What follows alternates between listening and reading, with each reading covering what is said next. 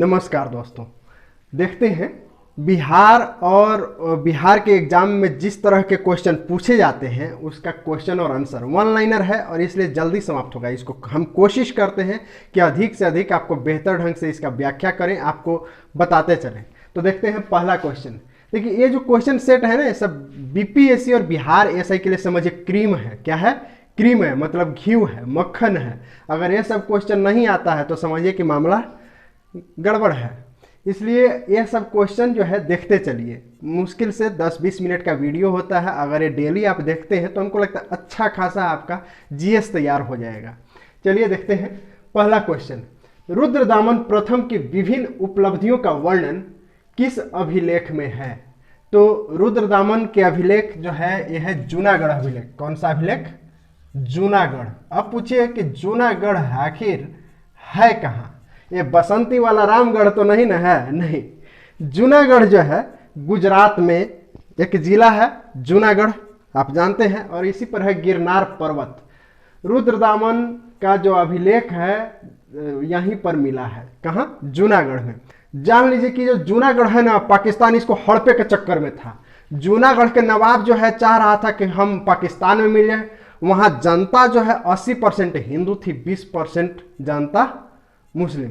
जब अंग्रेज लोग ऐसा शासन व्यवस्था स्थापित कर रहा था, जब स्वतंत्रता दे रहा था, तो उस समय नियम बना था कि जेकरा मन है पाकिस्तान में मिल जाओ, जिसको मन है हिंदुस्तान में मिल जाओ, जेकरा फ्री रहना है फ्री रहो। आप जान लीजिए कि इस जूनागढ़ को 15 अगस्त को आज़ादी नहीं मिला। कहे कि 15 अगस्त तक तो ये न पाकिस्तान में था न हिंदुस्तान में था, ये कन्फ्यूजन में था। ठीक है, बाद में जो है पाकिस्तान तरफ जब जाने का मूड बनाया तो वल्लभ भाई पटेल, जो सरदार वल्लभ भाई पटेल उस समय गृह मंत्री थे, बोले कि यहाँ जो है जनमत होगा, जानने में है जनता जाल चाहेगा वरने होगा। तो 80% हिंदू था और हिंदू लोग काहे का पाकिस्तान में जाएगा, तो बोला कि हम इधरे रहेंगे। तो चलो भाई जूनागढ़ भारत में रहेगा। 15 अगस्त को जब भारत पूरा हर्षोल्लास मना रहा था, 14 अगस्त को जब पाकिस्तान में सब मना रहा था कि हमारा जन्म हुआ है। भारत का जन्म थोड़े था, भारत आजाद था, पहले से ही भारत था, और उसका जन्म हुआ पाकिस्तान का 14 अगस्त को। अब जूनागढ़ वाला लोग जो है कंफ्यूजन में था, हमने आजाद हुए कि ना हो। हमने आजाद इधर से उधर टहल रहा था, पूछ रहा था, कंफ्यूजन में था। बाद में जब भारत में मिल गया तब जाकर के जूनागढ़ आजाद हुआ। मतलब समझ लीजिए कि उस समय तक जूनागढ़ के नवाब का कब्जा था। नवाब मतलब समझिए वहाँ का वो राजा था, वही शासक था। वो चल गया कहाँ? पाकिस्तान। ये जूनागढ़ मिल गया भारत में। तो यही जूनागढ़ है। तो ये तो मतलब बाद की कहानी है। उस समय रुद्रदामन के समय की बात कर रहे हैं। अशोक को बुद्ध शाक्य किस अभिलेख में कहा गया है? अशोक को बहुत सारा नाम है, बुद्ध शाक्य, प्रियदर्शी। ठीक है, तो जो बुद्ध शाक्य है ये कहा गया है मास्की अभिलेख में। क्या? मास्की। ठीक, अब देखिए याद कैसे रखिएगा। तो देखिए शाक्य, तो इसको रखिएगा शासकी मास्की। शाक्य को याद रखिएगा शासकी मास्की। ठीक, तो हमेशा याद रहेगा, नहीं तो इसमें का उसमें, उसमें का उसमें हो जाएगा। कैसे? सो देखिए अशोक को प्रियदर्शी किस अभिलेख में कहा गया? ल देखिए हो गया ना, अभिलेख को प्रियदर्शी किस अभिलेख में कहा गया? भाब्रू अभिलेख। ठीक, भाब्रू या गिरनार दोनों में इसको कहा गया है अशोक या प्रियदर्शी। अब कहिए कि याद कैसे रखेंगे? भाब्रू, तो भाब्रू याद रखना आसान है। प्रिय कौन होता है? भाई चाहे बहन। कौन? भाई चाहे बहन। तो भाब्रू ना कहता है अब ब्रो। आजकल के लड़का जो है ना, ये मतलब जो लेटेस्ट लड़का रहता है, लड़की रहे ब्रो, अरे ब्रदर को ब्रो कर दिया, डैडी को डेड कर दिया, लो हो गया। मतलब हर चीज को अब कितना कम। अब वैसे बोलेला बोलिए ना तो भचर भचर दिन भर घर में बोलते रहेगा, लेकिन जब कहने के बोलिए तो ब्रो, लो हो गया। ठीक है, हम लोग कितना बढ़िया, मतलब हम लोग का जमाना आज भी जो चल रहा है। अब जो नयका आवेगा पता नहीं उस क्या करेगा, लेकिन हम लोग किसी को कहना है तो बड़ा प्रेम से भैया, बाबू, चाचा कहते हैं ना। लेकिन अब जो है पता ना का निकालेगा, अभी सुनना बाकी है। कान में है खून बहा देगा सब बोल बोल के। नेक्स्ट है पार्श्वनाथ ने गृह त्याग किस आयु में किया था? तो ये जब 30 साल के हो गए थे, कितना साल? 30 साल, तब ये घर छोड़ दिए थे। तब इनको लगा कि अब सन्यासी बन जाना चाहिए, कुछ करना चाहिए समाज के लिए, देश के लिए, उस समय जो भी था, ठीक है, समाज के लिए कह लीजिए। तो 30 साल की आयु में कौन? पार्श्वनाथ। जान लीजिए कि पार्श्वनाथ जो है जैन धर्म के 23वें तीर्थकर थे, और 24वें महावीर, और 22वें कौन थे? नेमिनाथ। पार्श्वनाथ को, पार्श्व मतलब होता है सर्प, ठीक ना। तो इनके पीठ पर जो है सर्प का निशान था जब जन्म लिए थे, तो इसीलिए पार्श्वनाथ इनका नाम पड़ा, ठीक। ये जो है जब बाद में समाधि लिए, जब जानते हैं साधु संत लोग मरते नहीं, समाधि लेते हैं, तो झारखंड में है कौन सा? पारसनाथ की पहाड़ी, या सम्मेद, पारसनाथ की पहाड़ी पर है सम्मेद शिखर। बड़का बड़का पहाड़ होता है, ओकरा पर वो शिखर हो जाता है, तो सम्मेद शिखर पर जा करके ये जो है संन्यास लिए थे। कौन? पारसनाथ। ये जो है एक राजा का बेटा थे, और सोचिए समाज के लिए अपना जीवन त्याग दिए, निछावर कर दिए कि चलो समाज को अपना जीवन हम देते हैं। बनारस के राजा थे अश्वसेन, ठीक है। तो इसमें तीर्थकर पूछा, एक बार एग्जाम में पूछ चुका है बीपीएससी में, कि कौन से तीर्थकर राजा के बेटा थे, या फिर इनके पिताजी का नाम शायद पूछा था, कुछ इस तरह से क्वेश्चन था। तो अश्वसेन नाम था इनके पिताजी का, बनारस के राजा थे, ठीक है। और इन्होंने क्या किया, और इसी तरह तो बुद्ध भगवान भी है ना, सिद्धार्थ एक राजा का बेटा थे। तो देखिए समाज में कुछ आप अपने, देखिए इनके पिता को आज जो है ना इनके नाम से जाना जा रहा है। कितना लोग इनके टाइम का, कितना लोग चल बसा, आज भी कितना लोग उस समय से आज तक चल बसा, नाम उसी का है जो कुछ दिया समाज को। लेने वाला तो सब है, हम भी लेने वाला है, सब लोग हैं, लेकिन समाज को आपने क्या दिया? छोटा सा ही आपकी सहभागिता होनी चाहिए, लेकिन समाज में होनी चाहिए। जैसे हम आज आपको यूट्यूब पर पढ़ा रहे हैं, तो समझिए कि मेरा छोटा सा ही कंट्रीब्यूशन, लेकिन है आपके लिए है, आप लोगों के लिए है, ठीक है। तो जब भी आपको लगे कि आपकी आयु या आप इस लायक हो गए हैं कि आप समाज को कुछ दे सकते हैं, तो देना शुरू कर दीजिए। क्योंकि देखिए आमतौर पे हो ये रहा है ना समाज में, जब हम लोग नौकरी करने लगते हैं तो पता नहीं कैसे लोग भ्रष्टाचारी बन जाते हैं, अति कर देते हैं, मतलब कर लीजिए कि पाप की दरिया बहाते हैं, उसको फिर पाप को धोने के लिए गंगा में जाकर खुद नहाते हैं। तो इतना भ्रष्टाचारी और पापी बनने की जरूरत ही नहीं है। और देखिए आज नाम है, और कितना लोग नौकरी करके खाक में मिल गया, कुछ नहीं मिला, कुछ है। हाँ, कितना लोग को अपना परदादा के नाम नहीं याद होगा? नहीं तो कमेंट में बताइए आपके परदादा का क्या नाम है। क्यों नहीं नाम रहता है? क्योंकि उन्होंने कुछ खास नहीं किया, ठीक है। तो कुछ खास करने की जरूरत है अगर आप इस लायक हैं तो। आज कितने राजनीति लोग जो राजनीति में हैं, कि सब रहने वाले नहीं है, लेकिन फिर भी देखिए हिंदू मुस्लिम लंच फंद क्या क्या लोग किए हुए हैं, ठीक है। लेकिन जान रहे हैं वो भी कि एक दिन हमको भी खा के मिल जाए, लेकिन कुछ बेहतर करके जाएंगे तो इतिहास याद रखेगा। खैर उन लोगों की बात छोड़िए, हम लोगों को कुछ ऐसा करके जाना है कि इतिहास याद रखे। चलिए नेक्स्ट देखते हैं, किस ग्रंथ का संकलन तृतीय बौद्ध संगीति में हुआ था? देखिए तृतीय बौद्ध संगीत अभिधम्म पिटक का, किसका? अभिधम्म पिटक का। अभिधम्म, देखिएगा अभिधम्म में शायद एगो आधा था, एगो पूरा था होगा। अभिधम्म पिटक, हम लोगों को उससे क्या, हम लोगों को तो ऑप्शन मिलेगा, वहां पर टिक टिका देना है। तो कह रहा है कि तृतीय बौद्ध संगीति में कौन सा ग्रंथ का संकलन हुआ था, मतलब लोग लिखा था, वो जितना जो था कुछ विचार वगैरह उसको एक जगह रखा था किताब में। तो अभिधम्म पिटक में, कौन सा? अभिधम्म पिटक में। ये जो है संगीति का मतलब होता है मीटिंग। बौद्ध धर्म वाला लोग जो है ना मीटिंग किए थे एक जगह, तो जब मीटिंग करते थे तो वहाँ पर कुछ बात निकली और उन बातों का संकलन हुआ। तो ये जो है अभिधम्म। अब इसको याद कैसे रखिए कि तृतीय बौद्ध संगीति। तो देखिए यहाँ जो अ है वो 3 लिखा हुआ है, और 3 ही से, तो अभिधम्म पिटक। इसके बाद अभी और हम लोग देखेंगे विनय पिटक, सुत पिटक, ठीक ना, तो अलग चीज है। तो तृतीय में हुआ था अभिधम्म पिटक का संकलन। अब सवाल है कि तृतीय बौद्ध संगीति हुआ कहाँ था? तो ये हुआ था पाटलिपुत्र, पटना में। और पटना में हुआ था, तो यानी कि पटना में ही बौद्ध का ये अभिधम्म पिटक का संकलन हुआ था। सोचिए हम लोग उस पटना की धरती पर रहते हैं, उस बिहार की धरती पर रहते हैं, ठीक, जो पूरा मतलब भारत पढ़ता है, कि ये हम लोग खाली नहीं पढ़ रहे हैं, पूरा भारत में पढ़ता है लोग, समझ रहे हैं। और इसका जो तृतीय बौद्ध संगीति हुआ था, ये हुआ था अशोक के समय में। प्रथम तो हुआ था राजगृह में, ठीक, द्वितीय हुआ था वैशाली में, तृतीय हुआ पाटलिपुत्र में और चौथा हुआ जम्मू कश्मीर के कुंडग्राम में। ठीक, अब देखिए किसके समय में कौन सा हुआ। तो सबसे पहले प्रथम जो हुआ अजातशत्रु के समय में, द्वितीय कौन सा हुआ, द्वितीय कालाशोक के समय में और तृतीय अशोक, है ना, द्वितीय कालाशोक और तृतीय अशोक। जो चौथा बौद्ध संगीत हुआ वो हुआ कनिष्क के समय में, चौथा कनिष्क के समय में। अच्छा, इसका संकलन करता कौन थे, तो जो अध्यक्षता किए थे तृतीय बौद्ध संगीत, मोगलीपुत्र कहलाता, मोगलीपुत्र 30, क्या मोगलीपुत्र 30, और 30 से याद रखिए तृतीय। अब ये भी पूछ देता है कि तृतीय बौद्ध संगीत में अध्यक्षता कौन की, तो मोगलीपुत्र 30 नहीं 30, आधा 100 फिर पूरा 100, 30। ठीक, नेक्स्ट देखते हैं बौद्ध धर्म का नियम किस ग्रंथ में है।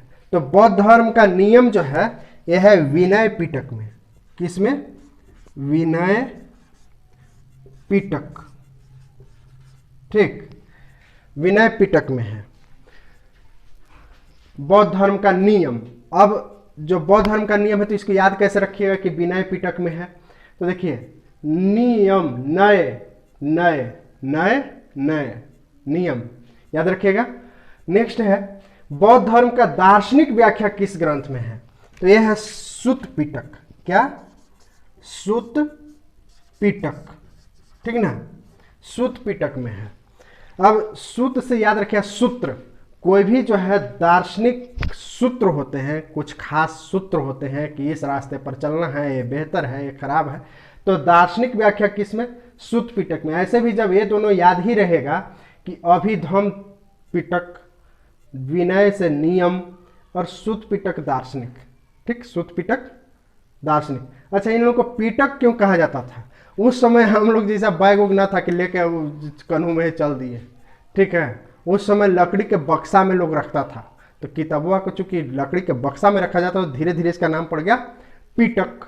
ठीक है, सुत्त पिटक, विनय पिटक, अभिधम पिटक।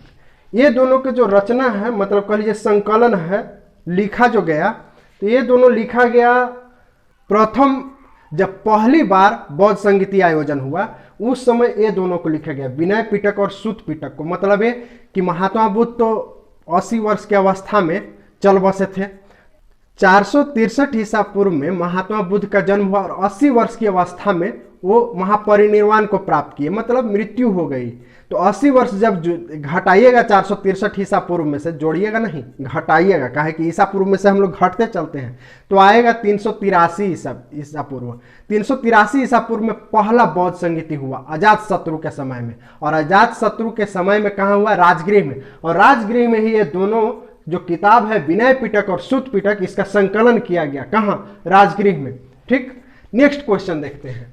पहली बार 16 महाजनपदों की जानकारी किस ग्रंथ में मिलती है, तो पहली बार मिलती है कहाँ, यह मिलता है अंगुत्तर निकाय। किसमें, अंगुत्तर निकाय, या फिर मिलता है भगवती सूत्र, भगवती सूत्र। अब बोलिएगा कि मामला क्या है। देखिए अंगुत्तर निकाय जो है ना बौद्ध लोगों का ग्रंथ है, और जो भगवती सूत्र है जैन लोगों का ग्रंथ है। अब इसमें जोड़ दे कि पहली बार 16 महाजनपदों की जानकारी किस बौद्ध ग्रंथ में मिलती है, तो अंगुत्तर निकाय। किस बौद्ध ग्रंथ में, तो अंगुत्तर निकाय। और पहली बार 16 महाजनपदों की जानकारी किस जैन ग्रंथ में मिलती है, तो भगवती सूत्र। ठीक, भगवती सूत्र, कोई दिक्कत नहीं। अब देखिए याद कैसे रखिएगा, अंग, अंग जान रहे महाजनपद था और यहाँ अंग है, तो जैसे ही आपको पूछ देगा कि 16 महाजनपदों की जानकारी किसमें, तो अंगुत्तर निकाय। ठीक, अब यहाँ भगवती सूत्र का पिछले क्लास में भी बताया था कि भग को याद रखिए, भाग, कोई भी जो है राज्य क्या होता है, एक भाग होता है, देश का हिस्सा होता है, तो भगवती सूत्र याद रखिएगा। नेक्स्ट देखते हैं, बिहार में कालिदास किस लोक कवि को माना जाता है, यह माना जाता है भिखारी ठाकुर को। किनको, भिखारी ठाकुर। ठीक ना, बिहार का कालिदास कह लीजिए, या फिर इनको भोजपुरी का शेक्सपियर भी कहते हैं। ठीक, शेक्सपियर इंग्लैंड के एक प्रसिद्ध लेखक थे। नेक्स्ट देखते हैं, बिहार के सूबेदार दरिया खां नुहानी किस लोधी शासक के समय में विद्रोह किया था। ये जो दरिया खां नुहानी, देख रहे हैं, ये जो है विद्रोह किया था इब्राहिम लोदी के समय में। क्या? इब्राहिम लोदी के समय में। ठीक, ये वही दरिया खान नुहानी है जो कि जिसको बिहार का शेर यानी कि शेर खां यानी कि फरीद शेर शाह बचाया था शेर से, और तब दरिया खान नुहानी ही उसको क्या दिया था? शेर खां की उपाधि। किसको? शेर शाह को, यानी कि फरीद को। ठीक, किस लेख से पता चलता है कि अशोक ने पशुओं और मनुष्यों के लिए अलग अलग चिकित्सालयों की स्थापना करवाई? तो यह है गिरनार अभिलेख। क्या? गिरनार, गिरनार अभिलेख जगह के हिसाब से नाम पड़ता है, चूंकि गिरनार में मिला है ये अभिलेख तो गिरनार। सोचिए कि उस समय में अशोक पशु के लिए अलग, ठीक है, मतलब वेटनरी कह लीजिए कि अस्पताल, पशु अस्पताल, और आदमी के लिए अलग बनवा दिया था। अभी हर जगह नहीं है, लेकिन सोचिए उस समय चिकित्सा का कितना अच्छा व्यवस्था किया था। तो ये कहाँ है? गिरनार अभिलेख। और ये देखिए यहाँ पर एक गलत हो गया है, अशोक को प्रियदर्शी किस अभिलेख में कहा गया है? तो यह है गुर्जरा। क्या? गुर्जरा। यहाँ पर भी गिरनार लिखा गया था, लेकिन यह है गुर्जरा। भाबरू और गुर्जरा में अशोक को प्रियदर्शी कहा गया है। कहाँ? भाबरू और गुर्जरा में। ठीक, नेक्स्ट है कि अशोक ने बौद्ध संघ में किस व्यक्ति के प्रवेश की, बौद्ध संघ में किसी व्यक्ति के प्रवेश की आयु क्या थी? तो एक कम से कम 15 साल। जो 15 साल का रहेगा वो बौद्ध संघ में शामिल हो सकता था, मतलब बौद्धिस्ट बन सकता था। वास्तव में जब भगवान बुद्ध बौद्ध धर्म का स्थापना नहीं किए थे, वो उनका न ही मकसद था कि हम एक अलग धर्म चलाएं। उन लोगों को एक जीवन शैली बता रहे थे कि ये जो बहुत ज़्यादा बलि वगैरह, पशु बलि और आडंबर, ये सब जो घुस गया, अंधविश्वास जो घुस गया है, उससे कुछ अलग देखो, कुछ ऐसी दुनिया है वास्तव में। ये जो तुम लोग दिन रात घंटी बजा रहे हो, दिन रात जो है टीका चंदन लगा रहे हो, ऊपर से खांसी काट रहे हो, ये सब जो कर रहे हो, वास्तव में धर्म नहीं है। सोचिए, आप सोचिए कि हर जीव, आप मानते हैं कि हर जीव को भगवान ने बनाया है, हर जीव को भगवान ने बनाया है, और कोई बलि दे रहा है भगवान का, हर जीव में भगवान है और उसको बलि दे रहा है, भगवान को ही भगवान को बलि दे रहा है। तो ये सब जो है ना बेफालतू का बकवास, दिमाग में लोग इतना कूड़ा करकट आज भी भरा हुआ है कि वास्तव में, हालांकि अब तो बौद्ध धर्म भी बहुत हद तक दूषित हो गया है, वो जो भगवान बुद्ध जिसकी कल्पना किए थे वो नहीं रहा। तो खैर जो भी हो, लेकिन इन जो है ना दकियानुसी बातों और अंधविश्वास से दूर रहिए, उसी में भलाई है। नहीं तो हम तो ऐसा लोग देखे हैं ना, पागल की जीभ काट के चढ़ाता है, तो मालूम चल रहा है अपन मेहरारू के गर्दने काट के मंदिर में चढ़ा दिया। अभी 2 दिन पहले के न्यूज़ प्रभात खबर में देखे कि अपन मर्दाने के मुड़ी काट के मंदिर में जाकर चढ़ा दी औरतिया। देखिए, मतलब नीतीश कुमार बढ़ावा दे रहे हैं यही लगी लड़की लोग को कि जाके मर्दाने के मुड़ी काट उठ दो, हद है। चलिए नेक्स्ट देखते हैं, बिहार के 2 प्रमुख नेता कौन थे जो हरिजन सेवक संघ से जुड़े थे? जगजीवन राम बिहार से दलित, जगजीवन राम, जगजीवन राम, ठीक। एक और थे जगलाल चौधरी। कौन? जगलाल चौधरी, पासी थे। हालांकि इसमें जो है शुरुआत में सिर्फ ऊंची जाति वाले लोग ही थे हरिजन सेवक संघ में। जब गांधी जी से पूछा गया कि तो बताइए कि एकरा में जो कह रहे हैं कि हरिजन सेवक संघ, तो इस जो संघ है एकरा में खाली जो ऊंची जाति के लोग हैं, तब गांधी जी बोले कि ये लोग जो है ना, देखिए जवाब हमारे यहाँ एक से एक राजनीतिक लोग हैं। तो जवाब गांधी जी बोले, जो दिए जवाब जो गांधी जी दिए कि ये लोग इस संघ में हैं, लेकिन ये लोग पश्चाताप करने के लिए आए हैं कि हम लोग जो है जो सताए हैं नीची या पिछड़े जातियों को, उसको हम लोग उसका हम लोग प्रायश्चित कर रहे हैं, पश्चाताप कर रहे हैं। तो राजनीति की बात है, देशभक्ति की बात पता न कहाँ तक है। हरिजन सेवक संघ से जुड़े थे कौन? जगजीवन राम और जगलाल चौधरी, बाद में जुड़े थे। नेक्स्ट देखते हैं, बिहार के किस नेता की अध्यक्षता में बिहार कांग्रेस कमेटी ने 9 मई 1930 को सविनय अवज्ञा आंदोलन चलाने का निर्णय लिया। बिहार के किस नेता के अध्यक्षता में? तो ये जो है अनुग्रह नारायण सिंह, अनुग्रह नारायण सिंह, ठीक। इनकी अध्यक्षता में 9 मई 1930 को सविनय अवज्ञा आंदोलन, आपको मालूम होना चाहिए कि सविनय अवज्ञा आंदोलन कैसे शुरू हुआ। गांधी जी 12 मार्च 1930 को साबरमती आश्रम से दांडी की ओर चले। दांडी गुजरात में है, साबरमती आश्रम भी गुजरात में है। वहां से जो है दांडी गए। इसमें उनके साथ 78 आदमी था। कितना आदमी? 78 लोग थे जो गांधी जी के साथ थे। दांडी जाकर के नमक तोड़े। कब? 6 अप्रैल 1930 को। बाद में जो है देश के अलग अलग हिस्सा में आग की तरह फैला। उस सत्याग्रह में लोग भाग लिए और यहां पर बिहार में 9 मई 1930 को किनके नेतृत्व में? अनुग्रह नारायण सिंह के नेतृत्व में सविनय अवज्ञा आंदोलन शुरू हुआ, ठीक। नेक्स्ट देखते हैं, स्वतंत्रता सेनानी जुब्बा साहनी कहां के निवासी थे? स्वतंत्रता सेनानी जुब्बा साहनी तो ये थे चैनपुर, सीतामढ़ी,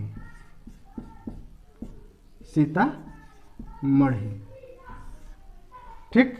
जैसा कि आपको मालूम है कि 9 अगस्त 1942 को घोषणा किया गया कि भारत छोड़ो आंदोलन शुरू करो या मरो का नारा गांधी जी ने दिया। उसी समय 16 अप्रैल को जुब्बा साहनी मुजफ्फरपुर में गए अपने सहयोगी बहुत हजारों की भीड़ में, और वहां जो थाना था मीनापुर थाना, मुजफ्फरपुर में मीनापुर थाना पर पहुंचे और वहां पर भारतीय झंडा फहराने की कोशिश करने लगे लोग। उसी समय अंग्रेज वालर वो जो है क्या किया?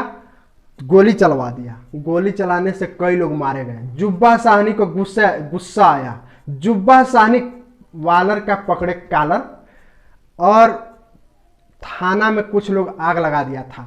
थाना में फेंक दिए उठा के, वालर का कॉलर पकड़ के फेंक दिए, ठीक ना। बेटा तू कितना लोग के मार दिया है, तू काहे का रहेगा? समझ रहे बात को? तो ये घटना है कब? 16 अगस्त 1942 का, ठीक। और बाद में हालांकि उसी समय जुब्बा साहनी फेंक दिए वालर को और उस थाने पर भारतीय झंडा फहरा दिया गया और अंग्रेज का झंडा यूनियन जैक जो कहलाता था फेंक दिया गया, हटा दिया गया। अब जो है ये जुब्बा साहनी पकड़े गए। जुब्बा साहनी को 11 मार्च 1944 को फांसी दे दिया गया। क्या? 11 मार्च, याद रखिए 11 मार्च 1944 को फांसी दे दिया गया। ये जो है उसके बाद सरकार इनके घर की कोई सुध नहीं ली। आज भी उस गांव में एक स्कूल तक नहीं है, सरकारी स्कूल तक नहीं है। इतना ही नहीं, इनका परिवार जो कह लीजिए कि इनका भाई का, ये तो बेचारे मर गए, शहीद हो गए, जो इनका परिवार मतलब इनका भाई बच रहा था, उसका बेटा, इनका भाई कुछ समय बाद मर गए, एक समय के बाद। तो इनका जो भतीजा हुआ वो एक ऐसा समय आया कि आर्थिक तंगी के कारण फांसी लगा करके मर गया। इतना गरीबी हालत से आज भी ये परिवार गुजर रहा है। लेकिन जैसे ही 11 मार्च आता है, जुब्बा साहनी की शहादत दिवस मनाने के लिए तमाम राजनीतिक पार्टियां फोटो पर हाथ जोड़ देती हैं, ठीक ना। सिर्फ राजनीति से देश नहीं चलेगा, इस तरह लोगों की शहादत शायद आगे भी जरूरत पड़ेगी। क्योंकि वास्तव में अभी जो देश है ना, अभी जो वास्तव में देश चल रहा है, एक काले अंग्रेज चला रहे हैं। गोरे अंग्रेज को भगाने के लिए इन काले अंग्रेजों ने तमाम प्रयास किया और इस जुब्बा साहनी जैसे लोगों का इस्तेमाल किया, और जब ये लोग इस्तेमाल हो गए तो मक्खी की तरह साइड में कर दिया। और अब जो है शासन सत्ता काले अंग्रेज चला रहे हैं, इनकी सुध तक नहीं ले रहे इनके परिवारों की। जबकि हकीकत यह है कि इन लोगों को अगर कहीं आसमान में स्वर्ग हो या ना हो, लेकिन ऐसे लोगों के परिवार को धरती पर स्वर्ग बना करके इनको रखना चाहिए था, लेकिन नहीं। इतना ही नहीं, भगत सिंह के साथी बटुकेश्वर दत्त जो असेंबली में साथ में बम फेंकने गए थे। बटुकेश्वर दत्त बिहार में रह रहे थे। बटुकेश्वर दत्त का हालत यह हुआ कि एक दिन बीड़ी और सिगरेट बेच करके जीवन जीना पड़ा। ये हालत है बिहार में। अपने बिहार में शहीदों को जानबूझ करके ऐसे दलदल में धकेल दिया जाता है, गुमनाम कर दिया जाता है, ताकि फिर कोई इस तरह का अंग्रेज के समय जो दुस्साहस लोगों ने किया आज के समय में ना करे। मकसद सिर्फ यही हो सकता है और कोई मकसद नहीं हो सकता है। या फिर गंदे लोग राजनीति में घुस गए हैं, बहुत ज्यादा गंदे लोग। हम मानते हैं अपने जो मुख्यमंत्री बहुत पढ़े लिखे हैं, कितने आप समझ सकते हैं शहीदों को कितने सम्मान दे रहे हैं। तो इसके लिए भी हम लोगों को मान लीजिए कि आज से 100 साल हो या कभी भी हो सकता है कि एक समय ऐसा आए कि शहादत भी देना पड़े। ये कोई बड़ी बात नहीं है, क्योंकि काले अंग्रेजों से देश नहीं चलेगा, राजनीति से देश नहीं चलता है। देश चलता है वहाँ के लोगों के ज़रूरत के हिसाब से। अब बताइए कि आज़ादी के 75 साल बीत चुका है, चल रहा है, अमृतकाल चल रहा है, और क्या स्थिति है। आप जो है YouTube पर पढ़ रहे हैं तो आपकी स्थिति अच्छी है, इसका मतलब ये नहीं कि देश की स्थिति अच्छी है। आप जागिए। आप सिर्फ इसलिए मत पढ़िए कि आप परीक्षा पास करना है आपको, आप सिर्फ इसलिए मत पढ़िए कि आपको नौकरी करना है। जिस दिन इसलिए पढ़िए ना कि आपको जानकारी चाहिए, नौकरी तो झक मार करके आपके पास आएगी, नौकरी झक मार करके आपके पास आएगी जिस दिन जानकारी के लिए पढ़ना शुरू कर दीजिएगा। लेकिन वर्तमान समय बिहार सरकार एजुकेशन सिस्टम को इतना बर्बाद कर दी है कि आप चाह करके भी रोटी कपड़ा मकान से ऊपर सोच ही नहीं सकते हैं। सोचने यही तो चाल है सरकार की कि आपको ऐसा पंगु बना करके रखें कि रोटी कपड़ा मकान, इससे अधिक नहीं सोचना, लेकिन आपको सोचना पड़ेगा। चलिए नेक्स्ट देखते हैं। केशव प्रसाद सिन्हा का संबंध किस क्रांतिकारी षड्यंत्र से था? तो यह है गया षड्यंत्र। गया षड्यंत्र, केशव प्रसाद सिन्हा का संबंध है गया षड्यंत्र।